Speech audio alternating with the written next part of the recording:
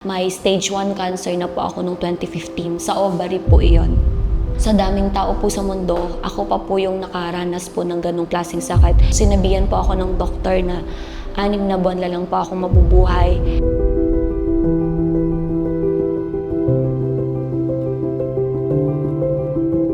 For more than a month na rin po ako umiinom. Nagbigay po ulit ng request yung doktor ng CT scan ko from PGH. And nagulat po sila na, wow, ang ganda na mga laboratory mo kasi nung mga before, bumababa yung platelets mo, yung hemoglobin mo kasi ako po simulan nagkasakit po ako, madalas po ako magkapasa. And kaya chinecheck po talaga yung every month yung CBC ko. Pero napansin ko po nung nag-start na po ako uminom ng PPARs ng more than a month, naging normal na po lahat yung mga laboratory test ko po. Hello everyone! I am Ronalyn Batalier, 26 years old.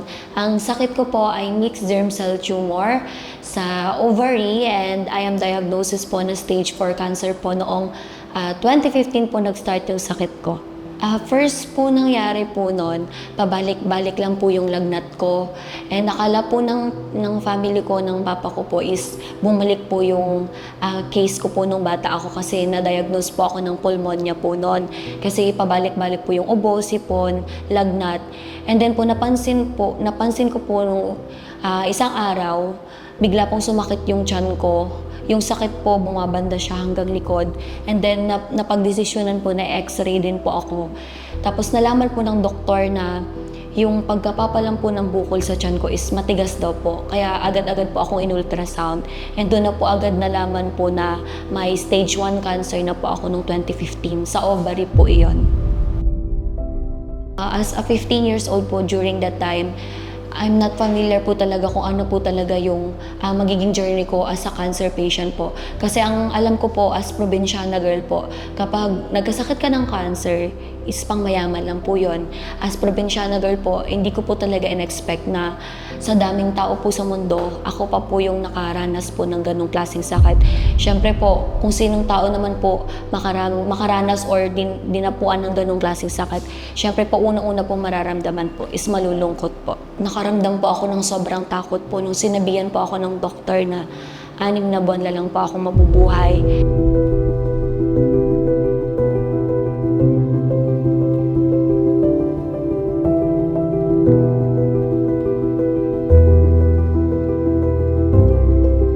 And at the age of 17 years old po ako, sabi ko, 6 months, abutin pa ba ako ng dibo ko? Siguro kung abutin ako ng dibo ko, masaya na ako, pwede na akong kunin. Pero parang nagpi-50-50 po yung mindset ko na ayaw ko pang mawala.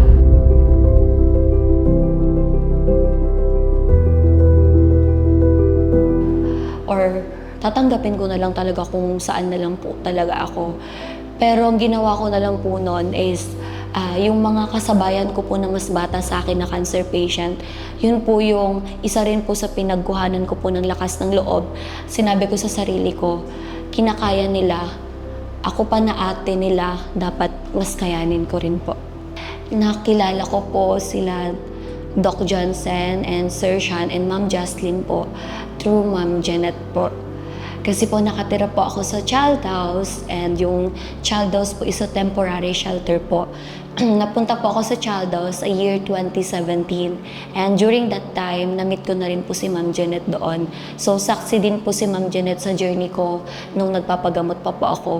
And nung nalaman niya po na tapos na po ako ng treatment ko and kinakamusta niya po ako kung kamusta na yung health ko and sinasabi ko po na, Ma'am, okay naman po ako, malakas naman po ako pero may minomonitor pa pong bukol sa katawan ko.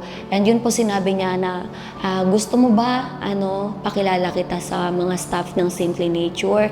And sabi ko, ano po iyon? Tapos napa-search po ako kasi sounds interesting po siya. So sabi ko, sige po ma'am. Tapos agad-agad po sinet niya po agad ng meeting po para po ma-meet po yung Simply Nature and yun po. Doon ko po nalaman po na yung Simply Nature po is marami rin pong natutulungan na kagaya ko po.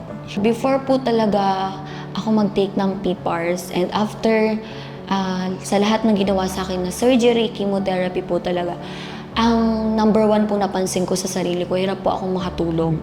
and hindi po normal yung bowels ko, yung pagdudumi. And after ko pong matake yung PPARS, a week pa lang or days pa lang po, siguro mga 4 days na natake ko yung PPARS, doon po na-experience ko na po agad and naramdaman ko sa sarili ko na kahit papano po mas napapabilis na po or napapaaga na po yung pagtulog ko. Kasi nung mga panahon na po yung 2018 from 2023, hirap po talaga akong makatulog. Kaya minsan late na rin po ako gumigising kasi late na po ako nakatulog para kahit papano makabawi po ako ng 8 hours tulog. And through that PPAR po talagang PPARS, masasabi ko po talaga na natulungan po talaga ako. Nireseta po sa akin ni Doc Johnson po is PPARS tablet po and PPARS powder. And then for more than a month na rin po akong umiinom, nagbigay po ulit ng request yung doktor ng CT scan ko from PGH, and nagulat po sila na wow, ang ganda na mga laboratory mo kasi nung mga before, bumababa yung platelets mo, yung hemoglobin mo kasi ako po simulan nagkasakit po ako, madalas po ako magkapasa. And kaya chinecheck po talaga yung every month yung CBC ko. Pero napansin ko po nung nag-start na po ako uminom ng PPARS ng more than a month, naging normal na po lahat yung mga laboratory test ko po. So natuwa rin po yung papa ko, and yung papa ko na rin po nagsasabi na, o yung gamot mo inumin mo na. Opo pa, may oras po yan na binigay si Doc, sinusunod ko naman po yan. Nagpapasalamat po talaga ako sa Simple Nature kasi po, ilang years na rin po kasi chinecheck yung AFP ko, which is yung tumor ko po sa liver. And nung nag-start po ako uminom ng PPARS po, bumaba po yung percent po ng range ng tumor marker ko po sa liver po. As a person po na nakaranas din po ng cancer, and ako po kasi yung kuya ko na diagnose din po ng cancer last 2024, sorry. Saksi po kasi ako sa hirap na pinagdaanan ng papa ko. Kasi yung papa ko po kasi, single parent na lang po siya. And ako po, as almost 11 years na rin po nakikipaglaban sa sakit ko. And yung papa ko po, nakita ko po yung hirap na pinagdaanan niya nung inaalagaan niya po ako nung may sakit ako. And nung 2024, na-diagnose din po yung kuya ko ng cancer. Pero nakita ko pa rin po yung strength ng papa ko na ipagpatuloy pa rin po yun. Ipagpatuloy pa rin po yung pagiging matapang niya as a father po sa amin. Pero yun nga po, hindi lang po sinuwerte yung kuya ko, hindi po siya nakasurvive. Pero gusto ko lang po sabihin po sa mga nanay, tatay po, na may mga anak din pong sakit na cancer, tularan niyo po yung papa ko kasi yung papa ko, hindi man po nakasurvive yung kuya ko sa cancer.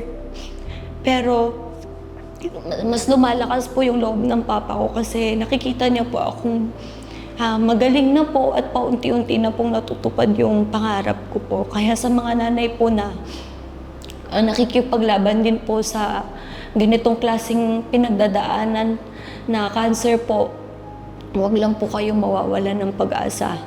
Panghawakan po natin yung salitang hindi tayo bibigyan ni Lord ng problema kung hindi po natin masusolusyonan. Na-inspire po ako sa mga kasamahan ko po sa shelter na hindi po nakakapag-aral. Kaya po pinili ko po yung education course po kasi po gusto ko po balang araw maging volunteer din po ako sa shelter na yon or sa mga tao pong hirap pong makapag-aral po.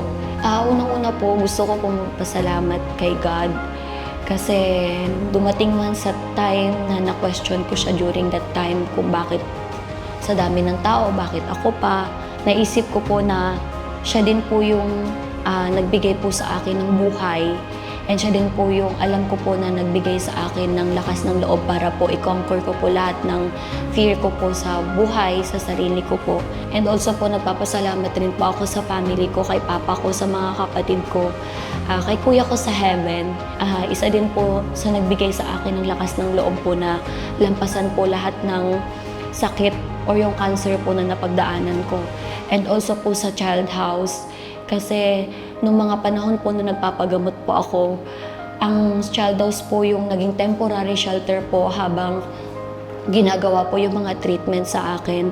So nagpapasalamat ako kay Sir Hans. Siya po yung nagbigay po sa akin ng opportunity po para po makapag-aral. Kay Mother Rica Reyes and sa mga staff po ng Child House and sa mga sponsors. Kay Ma'am Janet po na isa po siya sa naging way po para po makilala ko po ang Simple Nature po na masasabi ko po na sobrang nakatulong din po sa akin para po kahit papano maging normal po yung tumor marker ko po sa liver. Ma'am Janet, maraming salamat po kasi I know po na marami pa po kayong mga patient po na nire-recommend po na mas subukan po yung Simple Nature po kasi ang Simple Nature po is marami pong natutulungan na kagaya ko pong cancer patient. And also po sa mga doctors po na naging instrument po para po matapos ko po yung cancer journey ko po or cancer treatment ko po sa Philippine General Hospital. And sa Simple Nature din po, nagpapasalamat din po ako sa inyo, kay Doc Johnson, kay Sir Sean, kay Ma'am Jocelyn po, and to all staff ng Simple Nature. Maraming salamat po sa inyo. Isa na rin po kayo sa hinahangaan ko po at ginagawa ko pong strength din po para po ipagpatuloy ko po yung pangarap ko po. Hindi po sapat yung salitang pasasalamat po kasi dahil po sa inyo, ito na po ako ngayon, magaling na po ako. So thank you po sa inyong lahat. Hi, I'm Ronalyn Batalier, 26 years old, diagnosed with mixed germ cell tumor stage 4. Despite of my 11 years of my cancer journey, I am proud to say that gagraduate na po ako ng Bachelor of Elementary Education. And paunti-unti ko na pong natutupad yung pangarap ko para sa pamilya ko. I trust Simple Nature. Always remember, here in Simple Nature, we are always with you from start to heal.